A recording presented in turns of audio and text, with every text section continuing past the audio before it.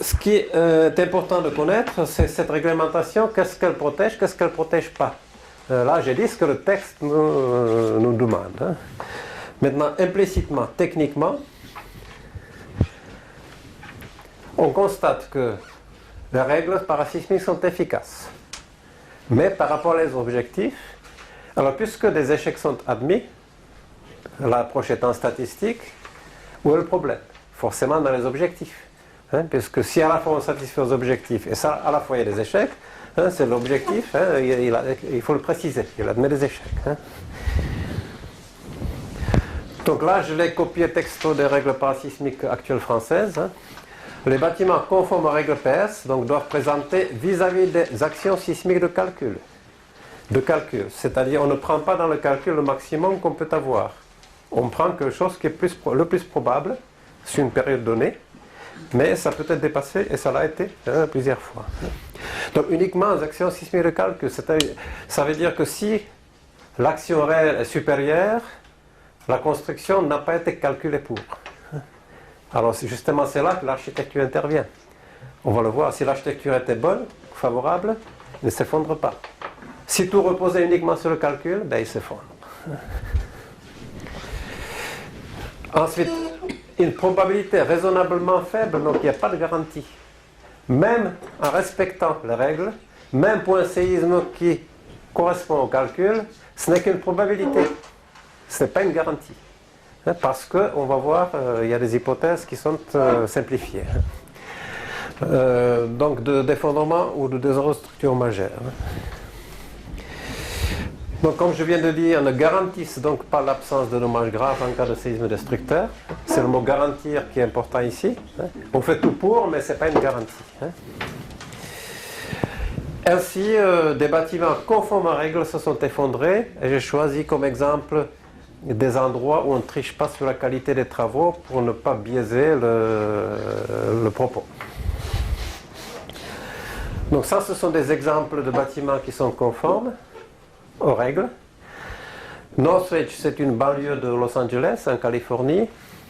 C'est un parking couvert qui venait d'être terminé et qui était donc conforme aux dernières règles parasismiques qui sont mises à jour aux États-Unis tous les 4 ans. Alors qu'en France, c'est tous les 15 ans en observant ce qui s'est passé. Ça peut être plus ou moins la prochaine fois, mais jusqu'ici, c'était à peu près tous les 15 ans. Donc c'était quand même la dernière version des règles parasismiques, c'est-à-dire top au plan technique. De forme, quelque part. Je peux expliquer, d'ailleurs c'est plus loin, je pense que j'ai des diapositives. Pas de vis de forme, vis d'architecture. Et je vais approfondir le propos. Parce que ici, c'est au Japon, Kobe donc, et 6000 morts à Kobe en 1995, le bâtiment conforme aux règles s'est effondré. Cette fois-ci, ce n'est pas une vis d'architecture, c'est bien l'exemple où le séisme qui s'est produit, qui était beaucoup plus fort que le séisme de calcul. C'est la zone 2 japonaise, si je fais l'équivalent avec la zone française, c'est-à-dire là où on n'a pas le séisme le plus violent, le plus souvent. Or, donc on a calculé pour des charges sismiques égales à 25% du poids du bâtiment, alors que ce qu'on a mesuré, c'est 80% du poids du bâtiment, comme charge horizontale, donc 3 fois plus. Forcément, si tout ne reposait que sur le calcul, ben, c'était sous-dimensionné, le bâtiment n'a pas tenu. Il n'y aurait pas un rez-de-chaussée commercial mal conçu dessous, il serait toujours là. Donc il y a un problème d'architecture qui a fait que tout ne reposait que sur le calcul, qui cette fois-ci n'était pas adapté. Ou ici, ça c'est le zoom de cela, on voit qu'il y a un niveau en moins. Entre les deux, il y a un niveau en moins, un niveau qui est écrasé. Alors, je le dis quand même, c'est assez rare ce type d'erreur. C'est une erreur qui figurait dans les règles japonaises, parasismiques japonaises. Parce que comme je vais l'approfondir plus loin, la démarche des règles parasismiques, elle n'est pas dynamique. Dynamique au sens physique, c'est-à-dire ce n'est pas de la dynamique, c'est de la statique qu'on applique. Un bâtiment, il bouge comme ça, mais on applique une force statique. Et donc ils ont raisonné comme cela et ça donnait ce résultat-là. Je suis pas certain, je pense que dans ce fichier-là, j'ai mis l'explication plus détaillée, plus loin, mais pour l'instant, j'ai suivi mon fil conducteur. Hein, parce que ça demande un dessin. Hein. L'Eurocode, donc les futures règles parasismiques françaises aussi, puisque en 2010, au 1er janvier, l'application de l'Eurocode sera obligatoire. Il dit exactement la même chose. Cette fois-ci, c'est tiré de l'Eurocode texto. Hein. Les bâtiments doivent être conçus et construits de manière à résister avec un degré de fiabilité. C'est la même chose, pas 100%, un degré de fiabilité. Hein. Aux actions sismiques de calcul, donc à nouveau, juste ce qu'on doit calculer, non pas ce qu'on aura peut-être davantage. Donc, hein. Et associer une probabilité de référence, par exemple une période de retour de 475 ans, hein. C'est-à-dire plus la période de retour est longue, plus le séisme est violent. Parce que je ne sais pas si je n'étais pas là, si Pierre-Yves Barre en a parlé, mais un tremblement de terre résulte, en tout cas un tremblement de terre tectonique, des mouvements de plaques qui essayaient de bouger les unes à côté des autres, enfin, par rapport aux autres.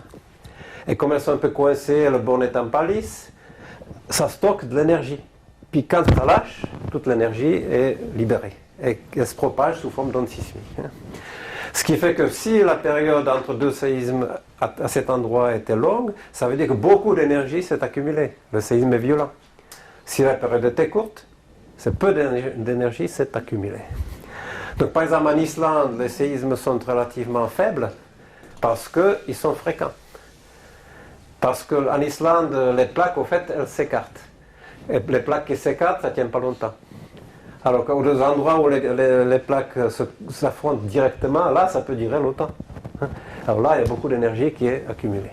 Comme en Chine, par exemple, on a des séismes qui sont dus à la compression. Alors là, c'est des séismes très violents. Donc il y a beaucoup d'énergie qui s'est accumulée pendant beaucoup de temps. Donc, 475 ans, c'est ce que les Français ont adopté. Sans doute parce que les Américains l'avaient adopté. Finalement, presque tout vient des États-Unis comme concept. Hein. Et donc, si un séisme dont la période de retour est de 600 ans a lieu, c'est que le bâtiment est sous-dimensionné selon les règles parasismiques. On pourrait, enfin, c'est peut-être sur la diapo suivante, non. On pourrait se poser la question, mais 475, quand on a quelque chose de forfaitaire, pourquoi on a choisi quelque chose qui se finit par 5 ? D'habitude, on choisit un chiffre rond. Hein. Et c'est bien le cas. C'est pas sous cette forme-là que ça a été choisi. Parce que la valeur inverse mathématiquement, c'est la probabilité. Il y a 10% de probabilité que ce séisme ait lieu en 50 ans. Donc à la fois 10 et à la fois 50, c'est des chiffres ronds. Et mathématiquement, quand on fait l'inverse de cela, ça donne une période de retour. Donc les limites justement de cette protection réglementaire, puisqu'on a dit qu'elle ne protège pas entièrement, donc quelles sont précisément ces limites, hein, c'est ce qu'on protège et ce qu'on ne protège pas. Donc on ne vise pas la protection contre le séisme maximal, ça je l'ai déjà dit. Hein. Mais ça y est, contre un séisme à période de retour de 475 ans, dont l'intensité a 10% de chance d'être atteinte ou dépassée en 50 ans. C'est un choix politique encore. Hein. Alors en Suisse, qui sont toujours plus sécuritaires, on le sait, ils ont choisi une période plus longue, donc un séisme plus fort. Chaque pays choisit ce qu'il veut. Et en France, on a choisi la même chose qu'aux États-Unis, c'était 475 ans.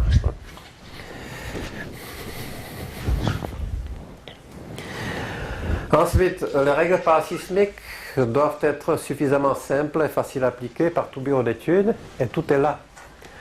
Parce que c'est comme en médecine, quand on est diplômé, on finit l'école, on n'est pas cardiologue, hein, on n'est pas encore spécialisé. Un ingénieur qui sort d'une école n'est pas spécialisé, il est généraliste dans son domaine. Donc il n'est pas spécialisé dans le domaine parasismique, donc il faut que les règles soient suffisamment simples pour que n'importe quel généraliste en ingénierie soit capable de les utiliser. Donc il y a des simplifications énormes et on les verra. On en verra plutôt. Et puis troisième raison assez percutante, c'est qu'il faut que le coût de la protection ne soit pas trop élevé. C'est l'État qui juge, hein, parce que si le coût est trop élevé, tout le monde aura tendance à tricher. Et donc l'objectif ne sera pas atteint. Donc il y a un compromis, on estime que là ce sera supportable. Et donc c'est une décision politique aussi, de protéger jusqu'à un niveau au-delà duquel ce serait vraiment beaucoup trop cher.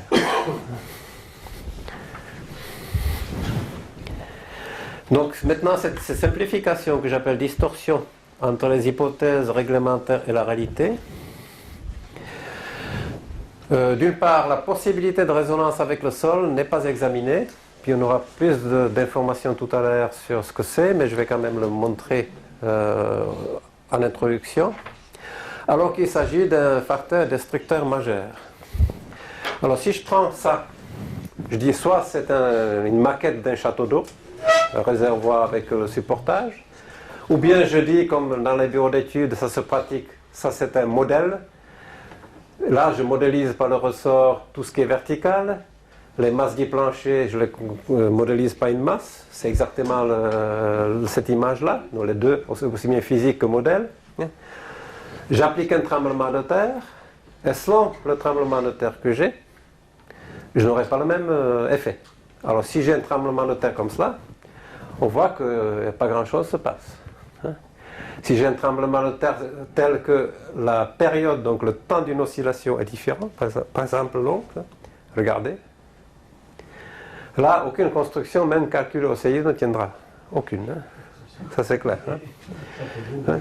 Donc autrement dit, ça vient du terrain, parce que je dis, si le terrain bouge comme ça dépend de sa nature, il n'y a pas de problème dans ce cas-là. S'il bouge comme cela, il y a un problème. Ça veut dire qu'on aurait dû faire la structure telle à ce que ça corresponde au terrain. Or, les règles ne demandent rien. Ça tombe comme ça tombe, hein. Ça ne demande rien. Hein. Ensuite, un seul chargement statique est considéré, aucune durée n'est prise en compte dans le calcul. Vous imaginez? Je pense que les gens ne le savent pas forcément. Imaginez le tremblement de terre qui dure un moyen, 30 secondes. Pendant 30 secondes, le bâtiment est secoué. Pendant 30 secondes, il subit ce qu'on appelle des charges sismiques. Alors on considère qu'il n'y en a qu'une dans le calcul. En plus, c'est avec de la vitesse. On imagine une voiture qui est lancée avec une vitesse quand elle percute, c'est pas la même chose que si elle arrive lentement. Or, on considère que cette force, elle est appliquée statiquement. C'est qu'elle est posée et qu'elle exerce une poussée. Alors qu'en réalité, c'est ça. Donc, le calcul procède de cette manière-là que je dis. Donc, c'est une simplification qui est vraiment importante. Donc, on ne peut pas dire, oui, ça a été calculé, je suis tranquille. Le calcul, il correspond à un comportement favorable des structures, donc une architecture favorable. Si le comportement n'est pas favorable, ces distorsions prennent beaucoup plus d'importance et le calcul est beaucoup moins fiable et généralement pas fiable à ce moment-là. Donc aucune durée, vous imaginez, aucun bâtiment ne tombe à la première seconde, aucun. C'est peut-être au bout de 20 secondes, au bout d'une minute. On ne prend aucune durée en compte dans le calcul. Aucune. Hein? Mais je dirais dans le calcul. Parce que les règles parasismiques, on le verra, prennent en compte la durée sous forme de dispositions constructives, donc différemment. Alors ceux dont le métier n'est que calculer ne réalisent pas ça. Donc ils vous disent, quand j'interroge, non, la durée n'est pas prise en compte. Ils ne disent pas dans le calcul, ils disent dans les règles, ce qui est faux. Ce n'est pas pris en compte dans le calcul, mais les règles le prennent par un autre moyen en compte. Ensuite, le calcul est basé sur le concept de force, alors que c'est l'énergie cinétique qui produit les dommages sismiques. Je viens de citer une voiture qui, quand elle est lancée, elle est détruite. Alors la même voiture qui a la même masse, si elle avance lentement, elle n'est pas détruite si elle percute quelque chose. C'est vraiment l'énergie cinétique qui détruit. Or, si moi je dis, moi je suis le bâtiment, le séisme commence, donc mes pieds vont aller en avant, en arrière, comme ça. Ça veut dire que les pieds sont entraînés, mais il n'y a aucune force qui pousse mon buste, il n'y a aucune force qui agit sur la superstructure. C'est uniquement un concept de calcul, sans plus. Un séisme, il impose un déplacement qui lui-même impose des déformations, mais pas de force. Les forces naissent dedans ensuite, parce que si je me déforme, c'est que j'ai des forces internes, mais de l'extérieur, il n'y a pas de force.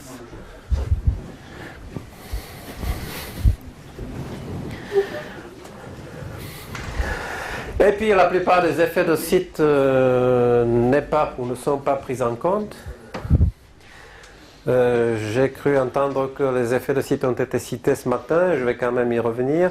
Les effets de site peuvent multiplier par 5 les charges sismiques par rapport à un cas où il n'y a pas d'effet de site, hein, alors qu'ils ne sont pas pris en compte, on calcule pareil, hein, sauf une petite exception que je préciserai.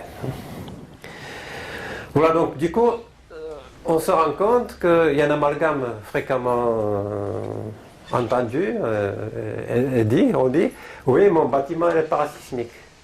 Mais en réalité, on veut dire, il est conforme aux règles parasismiques. C'est deux choses différentes. Conforme aux règles, c'est une chose, parasismique, c'en est une autre.